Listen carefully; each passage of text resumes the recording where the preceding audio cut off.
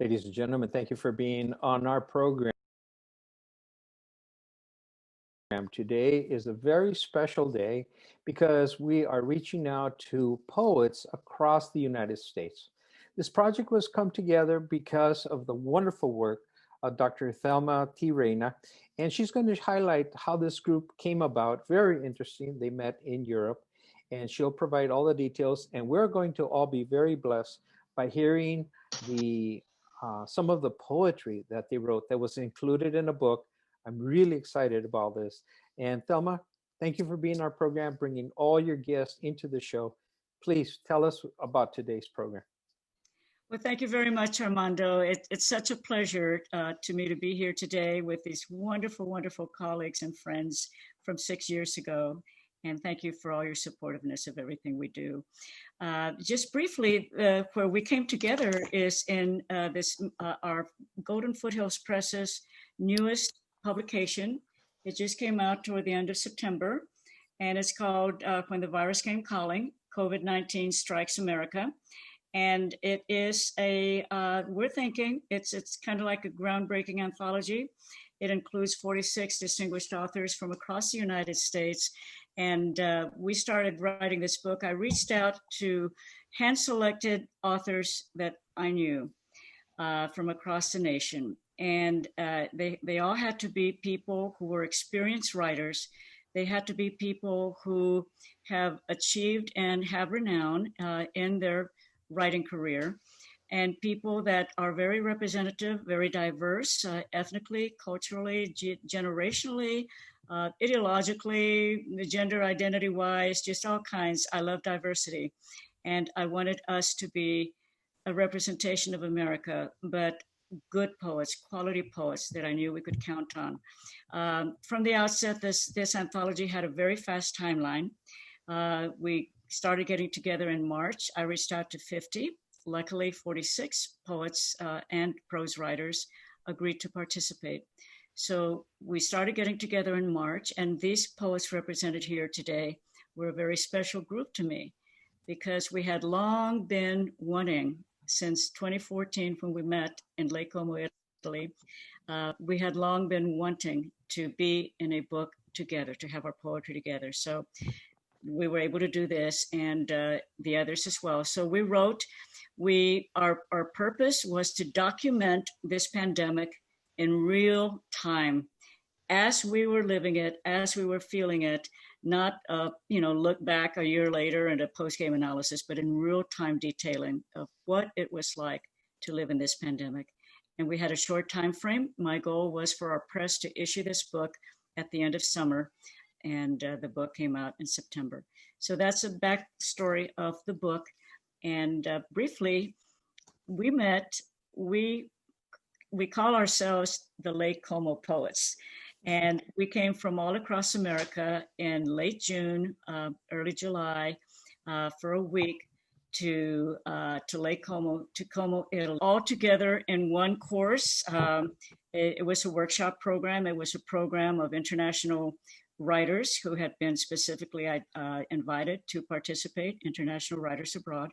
And we all happened to be, 10 of us happened to be in an intensive 3-hour daily, correct me if I'm wrong, anybody, 3 hours for a day for almost the entire week with Pulitzer Prize winning poet Ray Armantrout.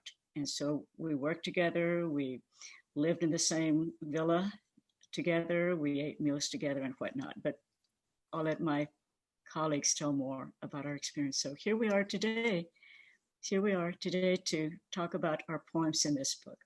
Next, I'll share with you the bios of these wonderful poets, and each one will read 2 poems. I'd like to share with you the bios of our distinguished Lake Como poets. First, we have Judy Bebelar.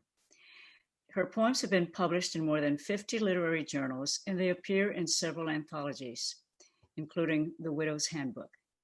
Judy's chapbook, Walking Across the Pacific, was published in 2014.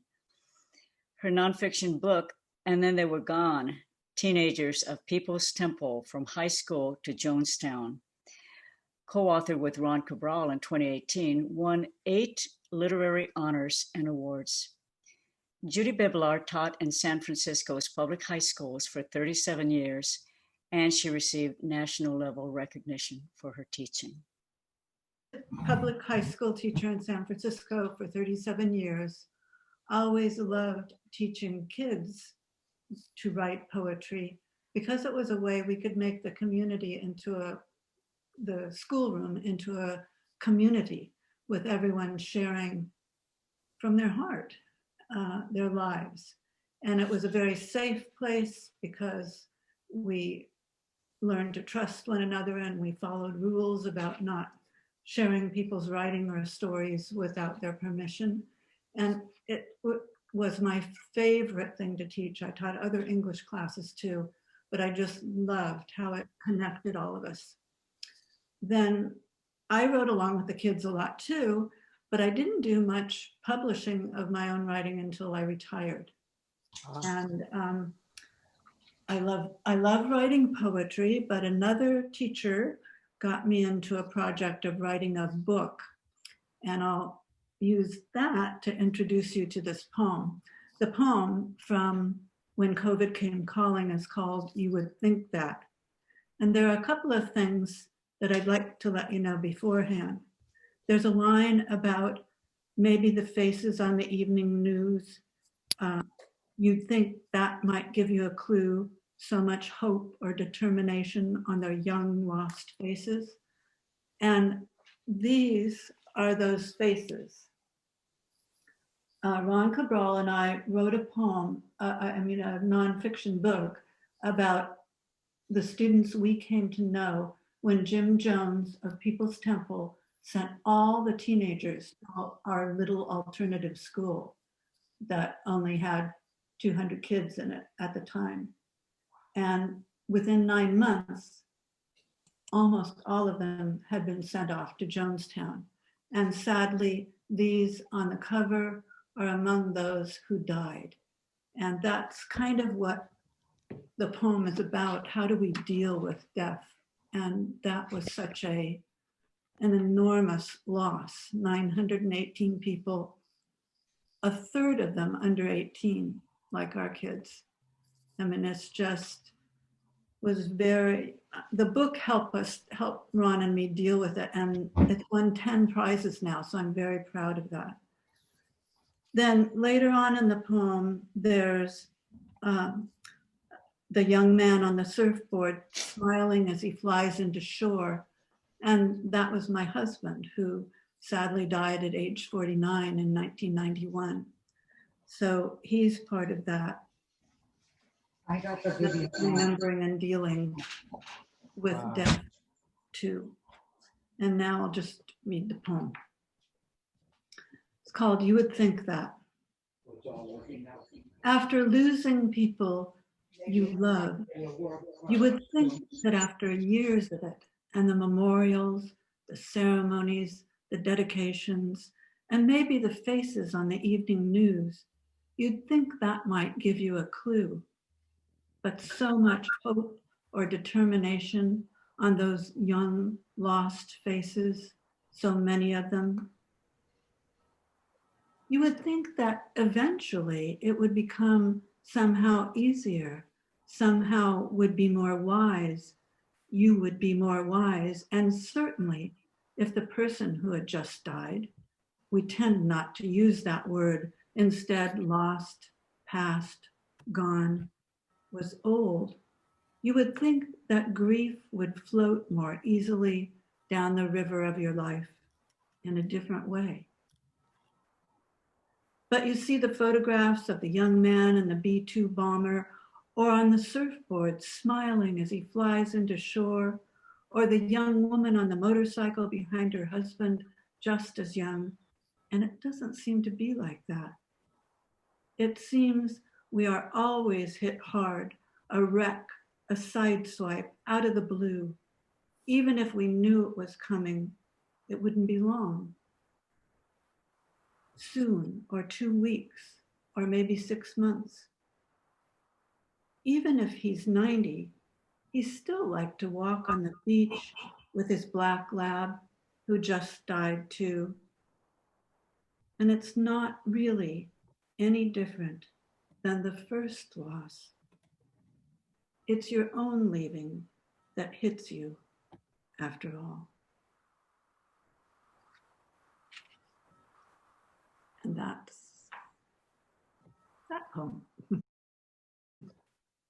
This is called Something.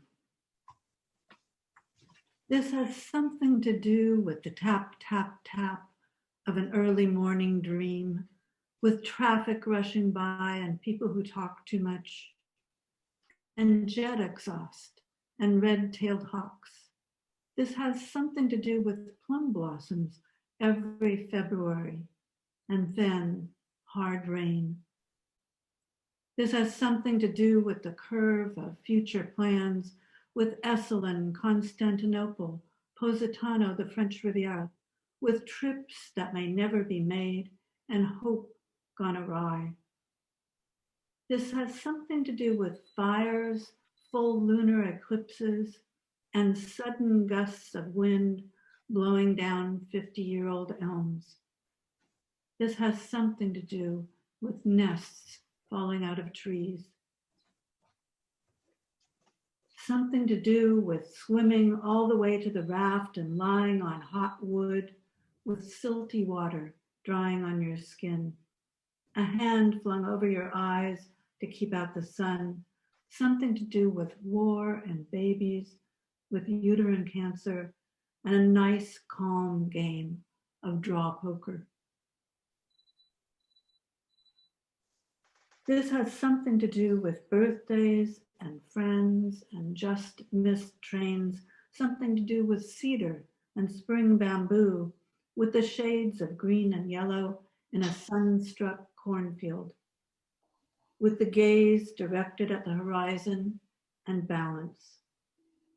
This has something to do with moss between stones, with blue between patches of clouds, the moment between inhale and exhale, and how John died that beautiful June, and with how improbable it was that I met you because of a broken hinge on a broken door.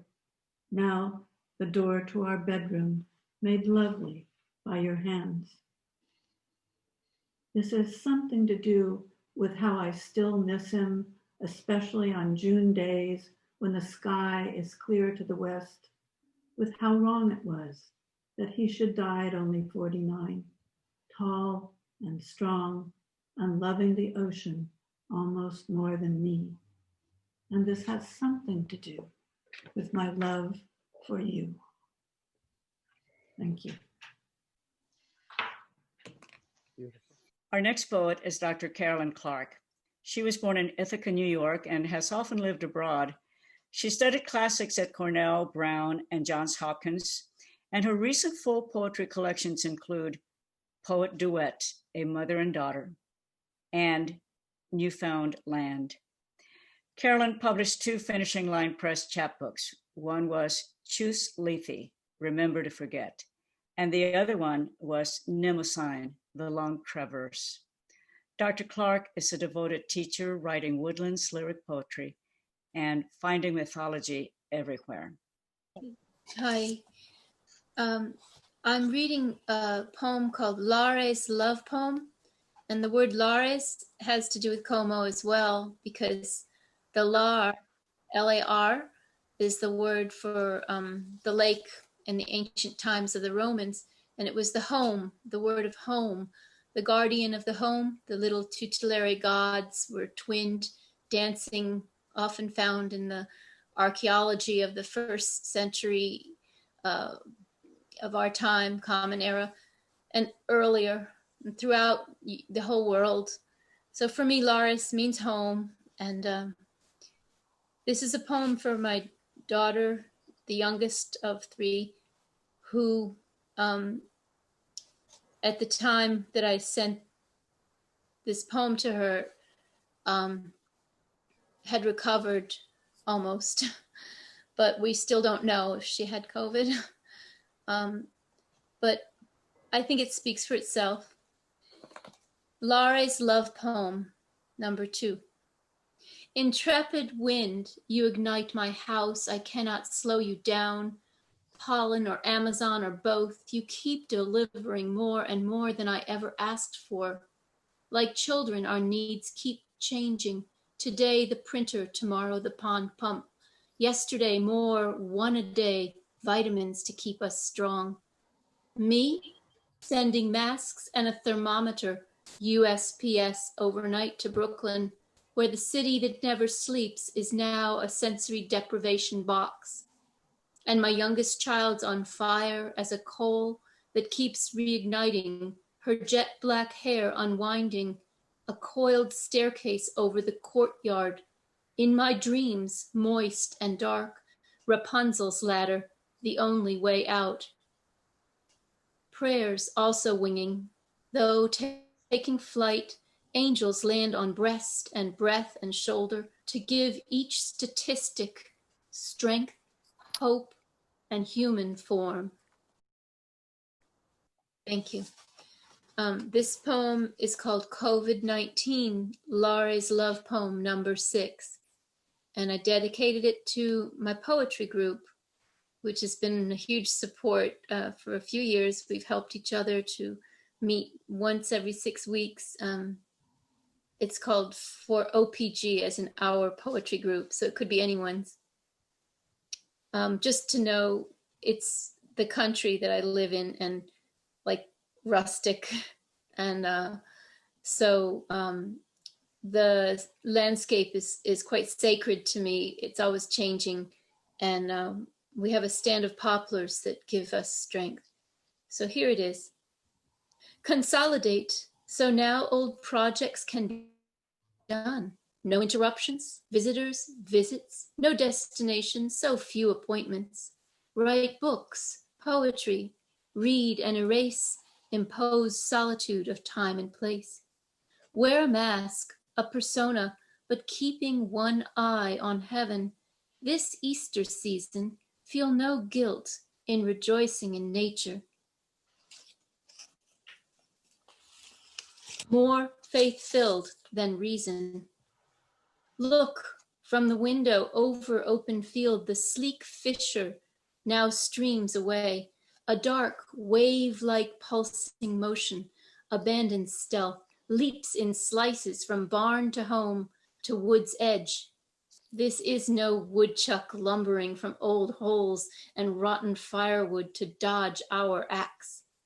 No, it's a wild wave, a pulse in fresh snow, dashing from where fox kits and fawns flip night and day in play below our neighboring, huge, iconic, broken down barn willow. To race back and forth mown trails to and fro to the front lines. Young poplars soon bursting in leaf song applause. Stay, stay, stay the course. Our next distinguished poet is Judy Ray. She is the author of the novel, The Haunting of Walter Rabinowitz, and her poems have appeared in many literary journals and anthologies, as have her essays, such as in Sierra Heritage, Tahoe Quarterly, the Sacramento Bee, and online. Judy Ray taught college English classes for 27 years at various colleges throughout California. A Canadian, she now lives in Northern California in a small town in the foothills of the Sierra Nevada. Thank you. This is a poem I wrote in memory of someone I met when I was 18. She subsequently became a sister-in-law, a dear friend, and she passed of COVID in San Diego early May. Bringing her home. The photo says it all. The young woman carries her grandmother's ashes, cradles the urn in her arms as she walks past silent neighbors, waving their goodbyes. Not the ending we wanted, no memorial to honor her, though she remains memorialized in our hearts. Her quick laugh, her love of children, her witticisms. to end like this. No family or friends at her side, allowed to say our in-person goodbyes, allowed to kiss the sweet face that remains now in memory. She but one victim of the mysterious plague that roams the earth. She would rail at the unfairness of it all, not for herself, but for the lost, the poor, the loved ones denied a hand to hold at these last moments, denied one final, poignant farewell. Thank you. Thank you, Judy. That's lovely. Judy? Thank you. Mother Earth speaks. I gave you boundless fields, golden in autumn sun. You poisoned them. I gave you noble beasts to roam the veldt. You slaughtered them to hang their heads on office walls. I gave you hills of verdant hues and forests unending. You clear-cut them. I gave you oceans rich with reefs and fish. You tossed your waste into the sea. I gave you windswept deserts. You sucked oil from their bellies to fuel your greed. I gave you birds and butterflies to delight your soul. You were too gluttonous to see. I gave you air, fresh as falling snow, fumes from your factories, ash from your smokestacks, blackened skies, choked children. It has come to this. I give you back the waters you defiled. Floods and polluted rivers are now yours. I give you drought and starvation and mighty winds, fires unceasing to bend your will. I give you back all you have given me. Plague and pestilence abound. It has come to this. Thank you, Judy. Lake Como poet is Marjorie Devine. Her autobiographical novel about Korea is called The Voices of Heaven, and it won 4 awards. Her prose and her poetry have appeared in numerous journals, including the Kenyan Review, the North American Review, and Pleiades. In her chapbook, Long Walks on Short Days, and in her anthologies, she has displayed her brilliant talent. Her nonfiction and fiction works in progress deal with the comfort women of the World War II. The 258,305 who died of corona. Each took 25,000 breaths daily. Human diet closest to that of a pig. Walked 80,000 miles in their lifetime, long enough to wrap around the earth 3 times. Ketchup was once used as medicine. Hadn't they heard of hydroxychloroquine, Lysol, Clorox bleach? Sneezed with eyes shut. Open-eyed blast not possible. Stretched out their intestines 30 feet long. Most spent 5 years of their lives eating. Triple that during the lockdown. Corona wins. Popcorn jumps through the air, only 3 feet. The 258,305 human bodies, each of 10 trillion cells, took the last of their 25,000 daily breaths, satellited into dreams of no taste, no smells, leaving in their trails the hearts of their loved ones, mortar and pestle to powder. Lockdown, my style. I've always preferred my own cooking anyway. Its spices surprise even me. Never like to be alone, even during the day. Heavy traffic out my gate on Martin Luther King Way. Magnet for door-to-door handlers. Dismissing, no trespassing sign. Now dogs sniff, joggers pant by. Research libraries closed. My historian husband hunkers in a lockdown he calls his incarceration. Me, his warden, forces 8 fruits and 8 vegetables every day. I get to keep my guy 24/7. Writing. I hardly see mutation to my routine, except ordering grocery online.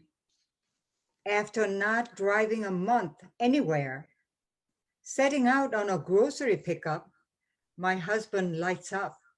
Wow, I'm so excited to drive to a grocery store. Nudged by dwindling fresh veggies in my fridge, I look up dandelion greens. Every part's edible, even roots. I knew it about Korean dandelions from my childhood war years.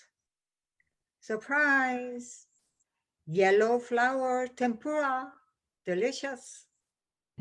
True, being isolated from our 17-month-old granddaughter, living 15 minutes away, shoot corona spikes into my heart. Then I see the sadness for what it is, a gadget of self-love, my fear of her memory of me fading. Me, always me. God bless Netflix, archives of documentaries, operas, an infinite ocean. Had sports on TV not sunk into a black hole, my captive husband would have turned up his nose at Korean soaps. Dramas, I say.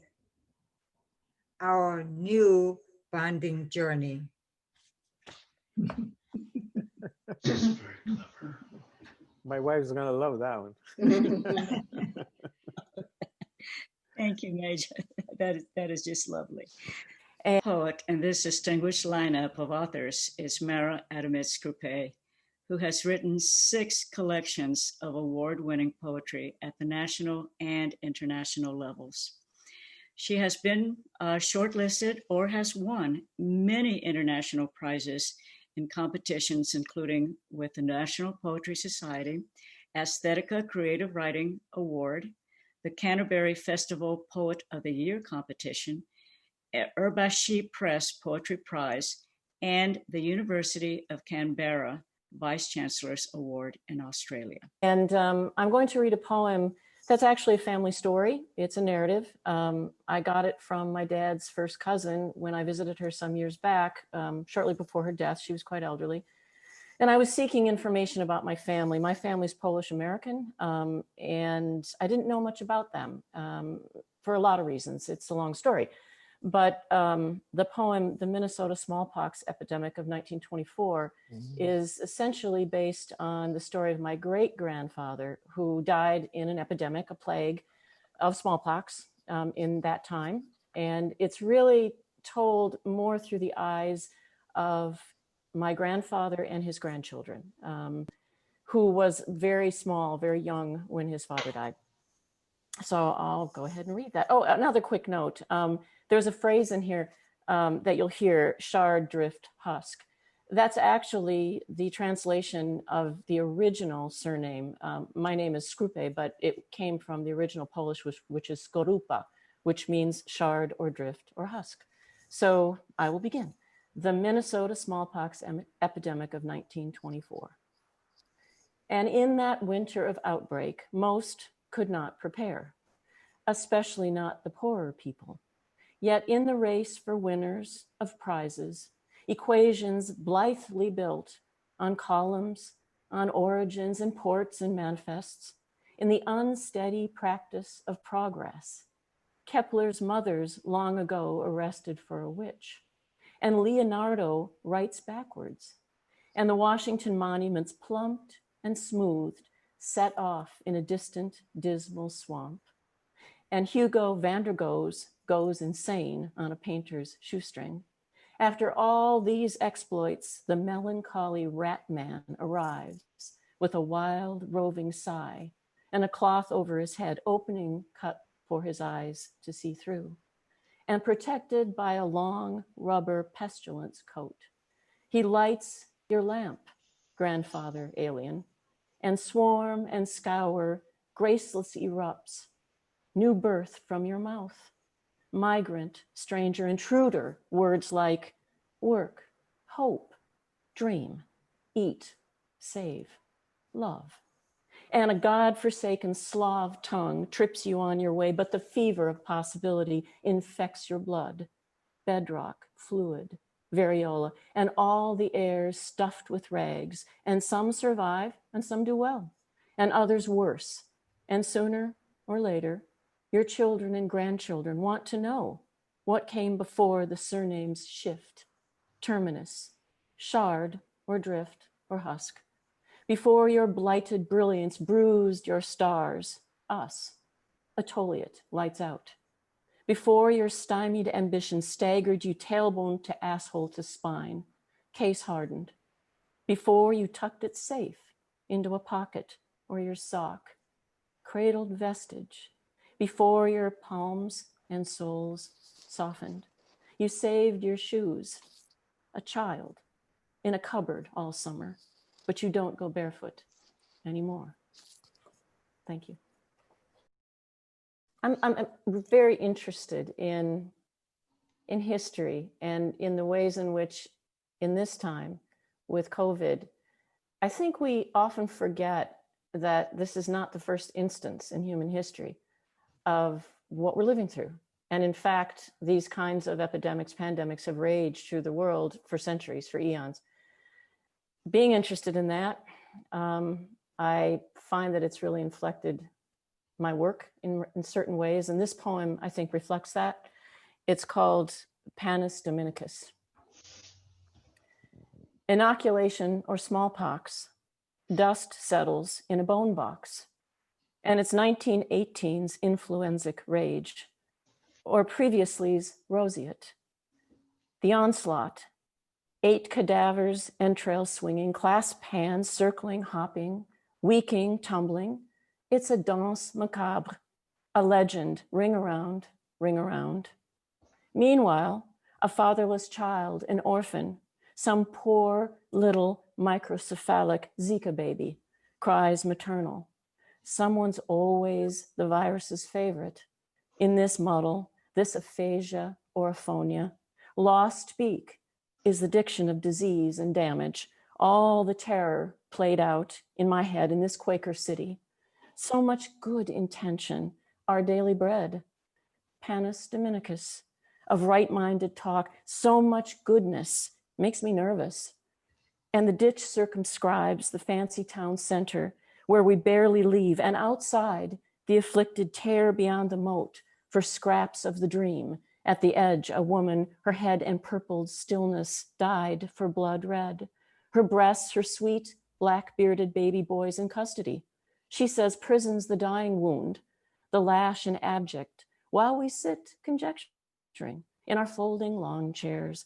We wave our sparklers, circling the fire pit, and it's New Year's Eve in a Quaker city. And we make our patterns of pitch and mirth, and we look ahead to better days. And our final poet reader will be Dr. THELMAT Reyna, author and editor, publisher, Golden Foothills Press. Dr. Reyna's stories, poems, essays, book reviews, and other nonfiction have been published in literary journals, anthologies, textbooks, blogs, online literary magazines, and in-print media off and on for almost 30 years. She's the editor of the book, When the Virus Came Calling, COVID-19 Strikes America, which is a groundbreaking anthology of 45 distinguished American contemporary poets and prose writers written in real time in the first half of the historic, devastating coronavirus 19 invasion of America in 2020. And I'd like to read and part of this poem in the book.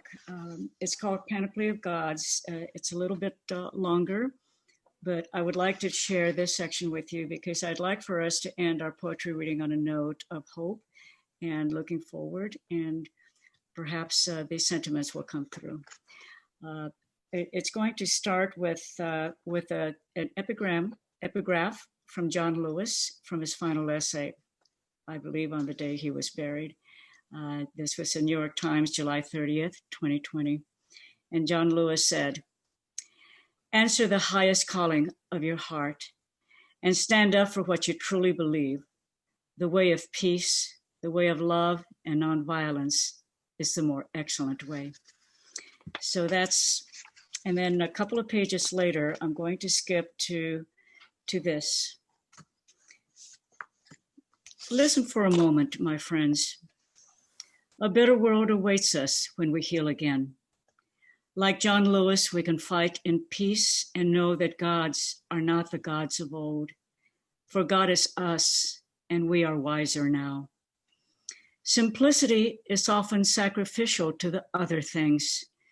Things, mere things, golden rings, Cadillacs, Givenchy, schooners, Prada, tidal waves of soulless things that worm their way into human beings. Baubles that veneer us into thinking we've arrived and, like a sorting machine, drop us into slots of grandiosity or poverty, sifting, separating, clinking like coins in spirals of status, endless pointed spirals, boring into our hearts, impaling humanity, drilling compassion away. Simplicity is what John invoked, revered. Simplicity has no dollar signs. Then this is another epigraph. When this is over, the world must gather. The overriding goal must be human security. And that was stated by Gorbachev. This new panoply of gods flows its mantles of virtue and justice over hamlets cleansed of poison, teeming crowds dissipated into spaciousness, extended families toiling together, power meted out to people, not plutocrats, children fed daily and taught with love. This panoply of gods that we await has no walls dividing nations, no skin hue deemed superior, no woman menaced or defiled, no nuclear weapons, arms race, or trillions in tanks, no dying oceans or reefs, no arid farms, and no disease. Hands are clasped across oceans, not clenched in catastrophic combat. But first, let's heal our nation, pave the way to new visions planted in democracy, not demagoguery, in partnerships, not paranoia, in egalitarianism, not egotism, in humanitarianism, not hubris. John Lewis's final words to this world were, "Walk with the wind, brothers and sisters, and let the spirit of peace and the power of everlasting guide, love, be your guide." The new panoply of gods awaits us in the wings till we commit to these better things. Thank you. And now it's time for our closing statements. And we're going to start with Mara Adamitz Scrupe. Thank you, Thelma. And a special thank you for all of your work on this anthology. It's a beautiful, beautiful thing. So I just want to express my gratitude to you and to all the Lake Como poets for their contributions, and of course, all the poets who are included in this amazing book. I don't really have a lot more to add, except to say that it's been a great pleasure to be a part of this wonderful convening of friends and people who I shared work with years ago and who I admire as poets and as human beings, and wish everyone really the very best in the coming months, and leave, I think, with, I don't know, confidence, I suppose, that we will all get through this. We will make it. We will be well again. Things will never be the same. They will never be what they were before COVID, but we will find a new beginning, and we will find great hope and new prosperousness as we move into the coming years. So thank you all, and best of luck to everyone. Thank you. Thank you very much, and best wishes to you, Mara. And now we're going to go to Judy Bebelar. It was so good to be with you, friends. And this is an example of some of the good things that came out of this disaster, that we can meet with people that are across the country from us and share our art with one another. And I think there's so much of that going on. Thelma is just one of thousands of artists who are putting together positive things out of the destructiveness of this disease. And always there is sadness in life, and always we learn from loss as much as we learn from what we gain, maybe more. Thank you. Thank you. And now let's hear from Carolyn Clark. Hello, my Como poets and everyone, knowing that this is not all of us. We had more in that wonderful picture, which I want to say I cherish, the one that Judy was behind the camera for. So I guess I'm a bit sentimental in this time meeting with you all because it seems like only yesterday we were at that lake that we love so much. But I have to say, being here at the moment, in the here and now, is probably more profound than anything that I've done as a single poetry reading event, because we're here as a team, and that's what everyone's doing now, sharing, like you said, across the country. And I just wanted to say my mother would be very proud. She made it till April 29th of this year, and at age 93, she was able to appreciate what we'd done. And she's a poet as well, Florence Clark. And I wrote a book with her this year. We had our reading in December together. So I'm lucky to have poetry in my veins, not just with friends, but with family, and that we get through this with spirit. So please, thank you again, Thelma, for bringing us together as the team we are. Thank you very much. Okay, we're going to go to Major Reed Devine and then to Judy Ray. Hi. Lake Como conference was fantastic. It was a world of fantasy. It opened up a world of fantasy, both in terms of writing, prose and poetry, but it implanted in me a desire to reach for the fantastical. I don't mean by fantastical something that cannot be accessed easily. In poems, I believe in communicating with our readers so that the readers will get it without really working very, very hard to understand what the poet is trying to say. And so the Lake Como, that memory of having been part of a fantasy world, carries over to my life today. And in my writing, I try to create the way our Creator shows her love for us, desire for us to survive. and it fills me with hope, and I want to embody that spirit of connection with the power that has created us. Thank you. Thank you. And Judy Ray. I didn't plan any closing statements, but I would like to say that in many ways, the Lake Como experience changed me as well. The two California poets, Judy B. Villar and Thelma, have become close friends. I've connected with both of them personally. My introduction to Thelma, and you may remember this, was she was at Lake Como, but her suitcase was not. And the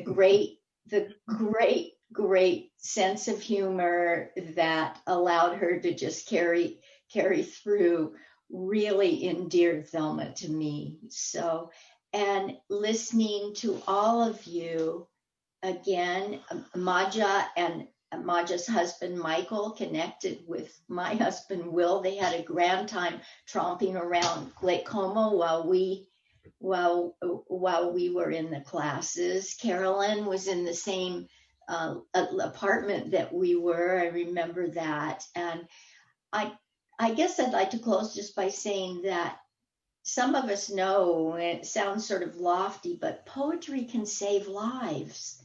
It really can save lives. And I think perhaps that's our function as writers, to share what we can with others during this troubling time.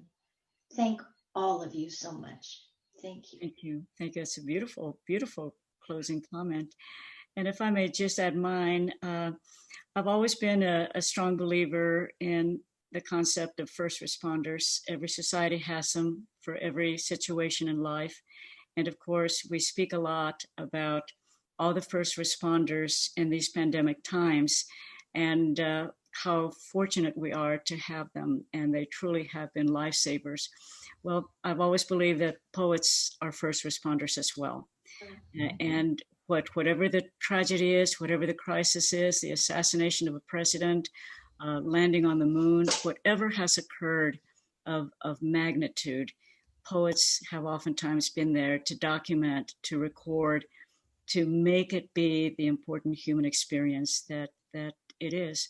So poets, and I'm very honored that these wonderful poets who were here today with us have been responders, first responders, along with all the other poets that I've been fortunate to know, and in this modest book of mine. But that's what we are. We are first responders. We are human beings who cherish life and who have always tried to view it through our poetic lenses. And poetry has brought us all together and helped us to interpret this society, this pandemic, to others. And may our friendship through Lake Como and through our poetry keep us gelled together, first responders or not, just having fun for the rest of our years. So thank you very much to all of you for having been here with us. Thank you.